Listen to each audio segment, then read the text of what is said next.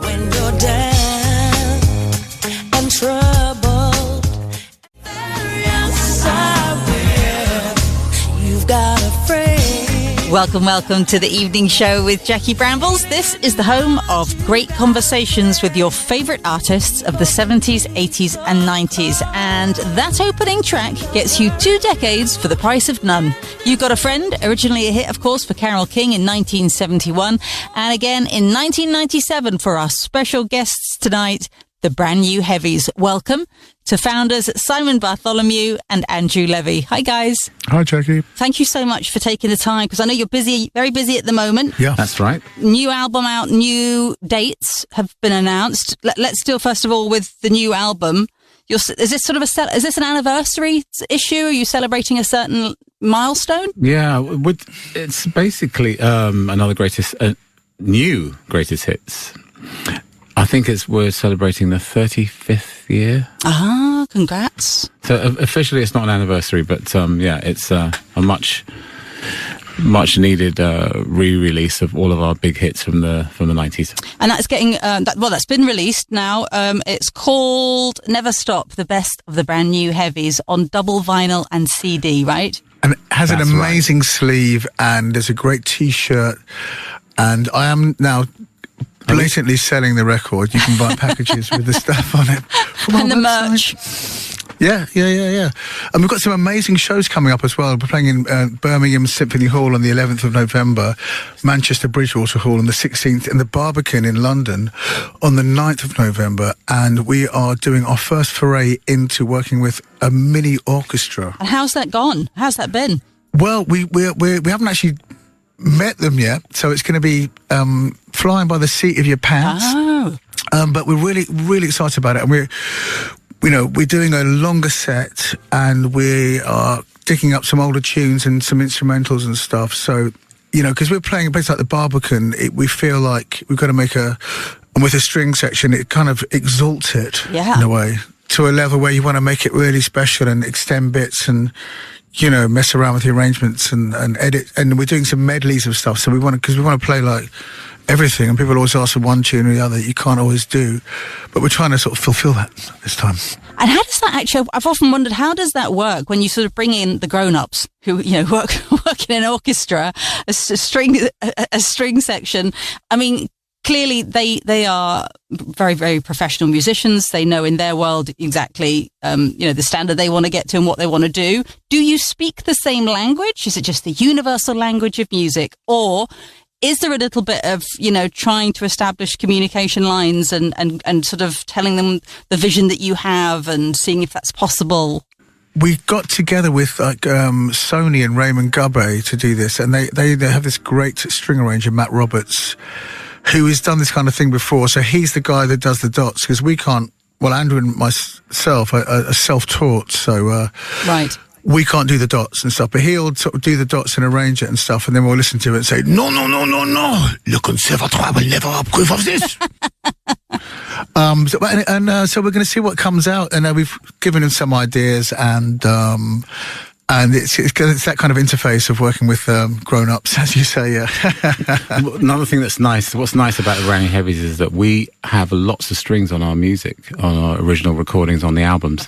So it's nice to have a real string section, backing us up live. Another reassuring thing is that a lot of the Hollywood productions, when they still use orchestras, that you can nowadays, copy things on computers, drums, and even guitarists and stuff. And they probably started to synthesize strings, but they still use a real orchestras for all the big films, like Star Wars and stuff. And everyone comes to the UK because the UK has the quickest sight readers. So there's no practicing or rehearsing. You get the dots in front of you. One take. Is that right? I didn't realise that. Hans Zimmer is even. Yeah, that's true. So that's something to be a bit proud of. We are a bit proud of that. If you're nationalistic. I like the way you call musical notes the dots. Well, yeah. There's a Frank Zappa piece called The Black Page, because there's so many dots on it that the page is black. Dream on, dreamer, like it's in your way. Dream on, dreamer, like it's in your way. Dream On Dreamer, a big hit in 1994 for the brand new Heavies. But course, we want to go way, way back before we all knew about the brand new Heavies to find out what the early musical influences and tastes were before you pair of scamps ever got together. So let's start off with asking if you can remember the first single you ever bought with your pocket money. Let's start with you, Andrew. It was pocket money, yes. The first single I ever bought, I couldn't afford because it was a 12-inch and it was imported from America. So I got together with our now ex-drummer, Jan Kincaid, and we put our pocket money together. I think it was about £1.75, I think, in a shop called The Lullaby of Broadway in West Ealing. Ooh. So we put together, consolidated our pocket money, and we went down the shop, bought it, and then we used to share it weekly. Oh, that's so sweet. I know, because we couldn't record it onto even cassette them. The technology wasn't in the front room at that point. Oh. So we used to share it, and we even brought it into school because we had a fantastic music teacher called Mr. Block, and he used to invite us to bring in our favourite records on Fridays. So we brought it into school, and we thought we were the bee's knees, dropping a disco 12-inch, in front of the whole class. What was the tune? What was it then? After the break, I will be introducing the 12-inch single that we bought, sharing our pocket money, was a track by Chic called Le Freak. Oh, wow. That's a classic. And how old would you have been then at that point? I would say 1978, so... revealing my age. I reckon we were probably 12, 13. Okay. 13, probably. 13, yeah.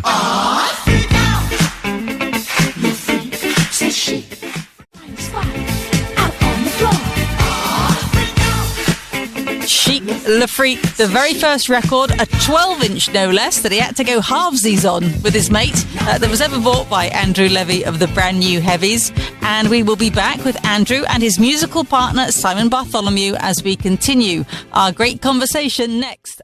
Welcome back to the evening show with Jackie Brambles, the home of great conversations with some of your favourite artists of the 70s, 80s and 90s. Tonight, we're joined by artists of the 90s, Andrew Levy and Simon Bartholomew of the brand new Heavies. Before the break, we heard that Andrew's first ever record purchase was Le Freak from Chic. So how about you, Simon? Did you have similar tastes as a lad? I was a big fan of rock and roll. And so I bought I think the first thing I got was an album. Right. And it was called It's Something Else, and it had this teddy boy in the front, and I used to brill cream my hair and go to school like that, and I was kind of obsessed with this American thing. But without the internet, it was few and far between, so it was quite exotic, this sort of mystery kind of land across the water. Yeah. Fats Domino, and it had all these terrible covers though, not the original versions, which was quite a sort of 70s thing. Like the Top of the Pops albums weren't always, they get like the sort of BBC orchestra to redo, all the pop hits of the day on these things. So I felt a bit. Yeah. Then I realised, and you hear the original versions, and I think I did buy from Woolworths for 99p. I still got it as All Shook Up by Elvis as well. Was that a sort of parental influence? Did you grow up listening to a bit of Elvis? Well, actually, funny enough, Elvis comes from the blues, and my dad's a big blues fan and a big Louis Armstrong fan. I was quite proud. I bought a Gene Vincent record. And I would challenge myself to do the bop, which is a dance. Well, bebop, Lula, she's my baby. On my own, to the whole record, but one side and then the other side, non-stop bopping. I don't suppose there's any footage of that kicking about. There's loads of footage of it. It's all over. It's gone viral. It was before, it was steam-powered record player. You had to put the coals in to get it going. My mum loves Stevie Wonder and she liked opera and, classical and stuff. So there's quite a sort of broad bunch of things, but rock and roll was my little thing. All Shook Up. Oh, well, bless my soul, what's wrong with me? I'm itching like a man. I'm proud to say that she's my buttercup. I'm in love. Number one in the UK and the US for Elvis Presley in 1957 originally. That's, of course, All Shook Up, which then charted again 20 years later in 1977, which is when Simon Bartholomew would have been 12 years old with a fistful of pocket money and a one-way bus ticket to Woolworths. It's so interesting that your tastes way back in the early days were so very different.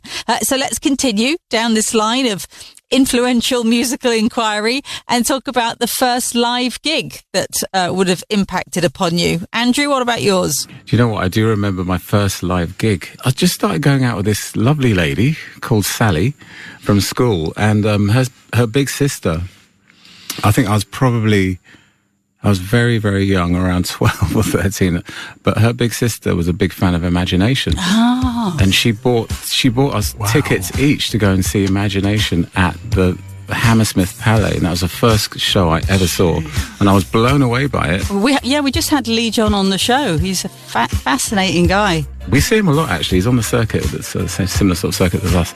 But what an amazing singer. But yeah, I never will ever forget that gig.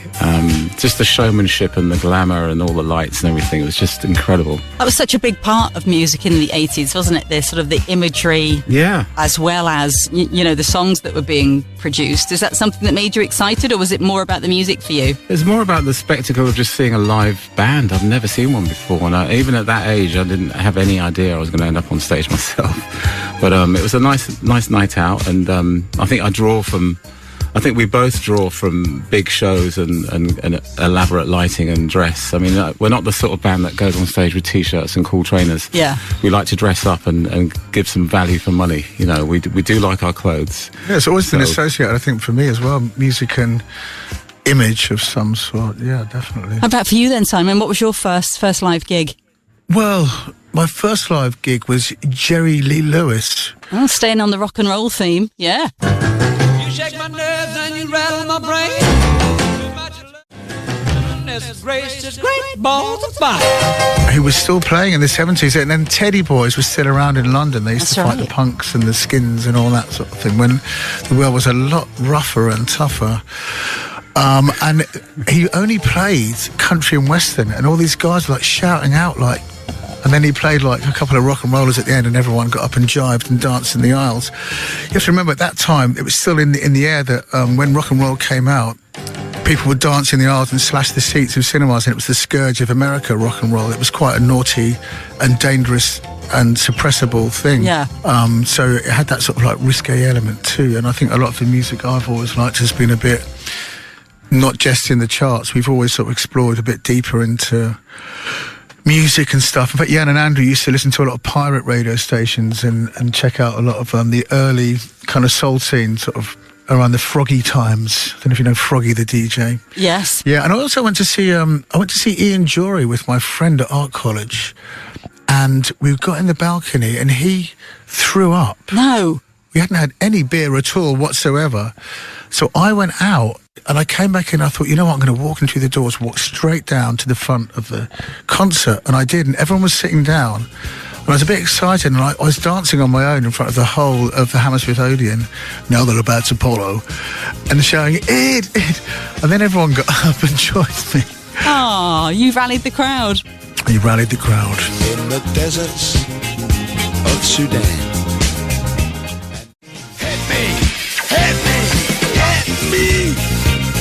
Number one in 1978, Hit Me With Your Rhythm Stick, the debut single from Ian Jury and the Blockheads. One of the first gigs that Simon Bartholomew of the brand new Heavies ever saw. Again, in sharp contrast to the first gig his musical partner Andrew Levy attended, which was Imagination. I am so enjoying the contrasting influences. So how old were you guys when you first met then, and how different were your musical tastes at that point? Because obviously you're coming from this very rock and roll background. You're coming from Imagination and Chic. So sort of when the two paths crossed, I'm curious to know what those first conversations were about. We met at 11 years old at school. And oh, wow. I think the magic of the brand new Heavies is the fact that there are quite different musical backgrounds. I mean, my parents are Jamaican, so I grew up from day one with reggae and lots of house parties and stuff like that. So I think maybe I did rebel a little bit and just get into disco when I was a bit older. But my background's reggae. Deep down, my dad used to bring records back on his visits to see his mum every year. Stacks of 7 inches, so I used to go and play those and listen. And Simon, when I met Simon, he had that rock thing and Jimi Hendrix, and I didn't know anything about that type of music, so that was a beautiful combination. How about when you sort of started to, form grand plans or even just the first inkling of an idea of becoming artists yourself, becoming performers yourself? Again, a question for each of you, if there would be a particular role model that you had that would sort of, reach that pinnacle to which you aspired. Andrew, we'll start with you. Do you know what? I actually had I sort of grew up, I've got two sisters, and they used to have dance lessons, ballet and modern and Greek and stuff, and I got sort of... Greek? I got pushed into that. I got pushed into that, and I didn't really enjoy it because I was one of only two boys in the whole dance school. But I did have tap lessons, and I had a couple of performances at Greenford Town Hall way back. Andrew just looked at me like, maybe you shouldn't have said that out loud. I want to hear about the Greek dancing, though. That's most of all, but carry on, sorry. But, I hated being on stage. I didn't really like it. And I remember our first ever concert. Well, basically, we used to jam a lot in Jan's bedroom, our ex-drummer, and I didn't know anything about being in a band or, sort of being famous or anything like that. So it happened accidentally for me, and I think probably Simon as well. It was a kind of gradual, organic progression for us. It wasn't like, let's make a band and make a record and be stars. And we just like playing. We'd go to Jan's house every Sunday. Yeah. Pretty much, like, very regularly, and just jam for hours and until we found like a nice groove and everything sounded right, and then it was like instrumental, and a few other people joined the band, and so it was kind of like those things happen because that's what happens in music. You make some noise, and then you do a show, and then you make a proper record, and then basically our first album was kind of rejected by major labels, and then it's a label in America, they'd had a big hit with The Funky Cold Medina. Oh yeah. Delicious Finals found our record, which is on an indie label, and then that's sort of, but then we had our hit in America, and then the UK suddenly liked us after not being interested because the whole scene was growing and there was other bands happening, there was no sort of big plan or master plan really from the beginning. It was just sort of the sort of natural steps of doing something we love.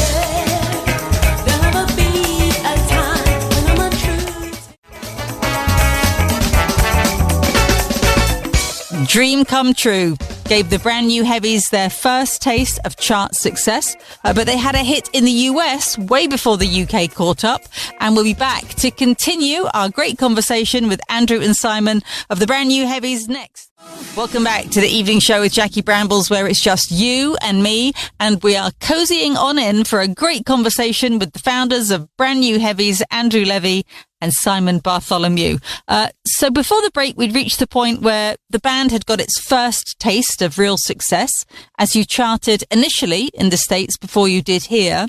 Who would have been your contemporaries at that point that we might know, people who were sort of in that same swimming pool of possibility, or maybe just, a couple of steps ahead of you on that? Who would have been around? I remember at that time, I think Jazzy B with Soul to Soul, he was #1 in America in 1990. Right. And I remember just being absolutely fascinated and blown away by that level of success. And he invited me down to the studio a few times, and I was just in awe, nervous. And I think we wanted to, and I thought, if he can do it, we can do it. Back to life, back to reality.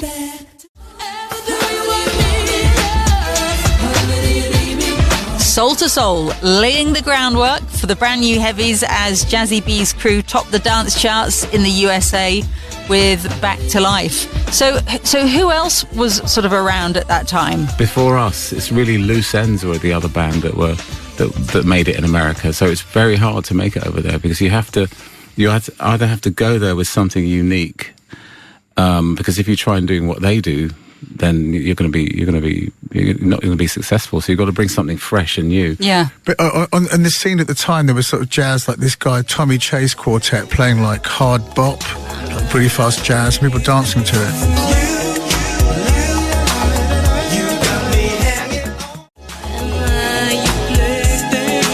So all this stuff came from this scene, and And also around that time in London, there was like a lot of DJing, a lot of music being shared, and a lot of people listening to old funk again.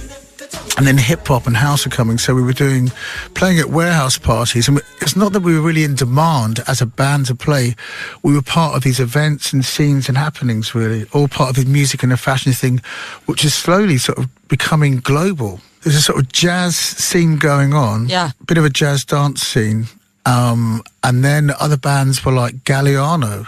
And there was a band called Push that was doing like a lot of covers of like 70s funk tunes. Yeah. I got so much trouble in my mind. Actually, their singer left, and this guy called Seal sang for them for a bit. And then I met him at a party, and he said, I'm not really doing the funk stuff anymore. He played me his cassette in the kitchen of his party, Liesl Evans. And he said, I'm doing this electronic stuff now. Next thing you've got, like, Killer by Seal coming out. So few all our sons and daughters already know how that feels. I remember I was hosting Top of the Pops when Adamski was in the studio with that track for the first time, and you really did feel like you were watching a star being born with Seal. And not unlike Seal, actually, you guys were not content to be in a niche market and have had a great deal of success in the mainstream music industry, right? The other most amazing thing is that we got signed to a major label, and they didn't view us because our songwriting was so strong. We already had that hit in America. We got treated more as a sort of crossover mainstream act, which I thought was brilliant, you know, because we never really wanted to just be the cool, funky sort of Soho funk jazz band. We wanted, you know, worldwide success. Yeah. Which we got finally. But and then being on Top of the Pops, you know, was for a funk acid jazz band was just unbelievable. We ended up being on Top of the Pops about 5 times, which made my mum really happy. Well, I think that is the sort of the stamp of legitimacy, isn't it, for sort of our for the parents' generation of like, oh, now I get what you're doing. Oh yeah, okay. That's it. I didn't tell my mum about what I was doing, really. She didn't realise how serious it was until some friends came into work to visit her, and she just felt like $1 million. They were saying, I saw your son on TV, I saw your son on TV. Aww. And it kind of, for a kid, you know, it blows you away when you're just to make your parents proud. I mean, I always think that for us to come from where we come from, just like, you know, in our families and everything, it's kind of quite unusual what's happened to me and Andrew and Jan to sort of achieve this just from like just playing in his bedroom, really. You know, and then we kind of like, people say we were sold out, and we would say, no, we're just selling. Oh, exactly. Get out of here. I love that. But there was a sort of thing, because then I remember walking around the streets with like, you know, Andrew said, like, if you see Soul to Soul doing it, you think, well, we can do it. Because Soul to Soul started as a club night. That's right. And then they became a band. And so then I was walking around Soho with JK, Jamiroquai, and he was like, oh, what's it like going on tour? What's this like? And stuff. And then he kind of blew up, and that's part of the scene. That's part of the whole thing that what we kind of created that for him. Not necessarily made his career, but, you know, laid out that environment. Paying it forward. Right, well, listen, we are almost out of time, so we need to pick one final track for the Great Conversation Hour.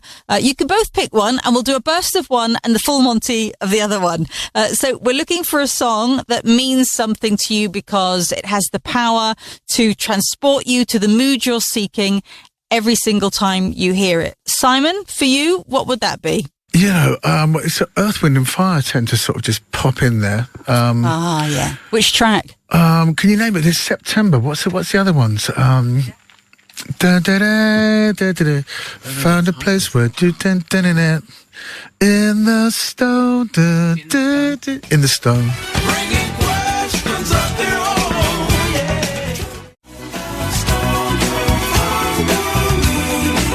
For you, Andrew. I love this song by Atlantic Star. It's called Circles. Atlantic Star are a massive band from the late to mid 80s, and Did they have Always? Was that their one of their big hits. Yeah. For some reason, I used to use that song to inspire me.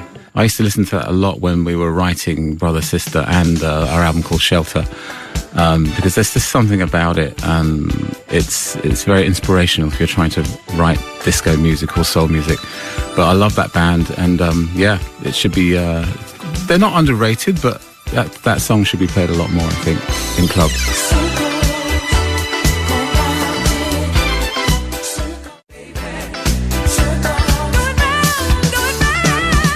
From 1982, that's Circles from Atlantic Star, our final track of the great conversation as chosen by Andrew Levy of Brand New Heavies, who together with his musical partner, Simon Bartholomew, has given us such a fascinating musical hour. Guys, listen, thank you so much for taking the time. Really appreciate it. Best of luck with the new album and those fabulous tour dates again. London Barbican Hall, Thursday the 9th of November. Then on the Saturday, you're at the Symphony Hall in Birmingham. And on Thursday the 16th in Manchester at the Bridgewater Hall. Enjoy. Thank you so much. Andrew and Simon of the Brand New Heavies.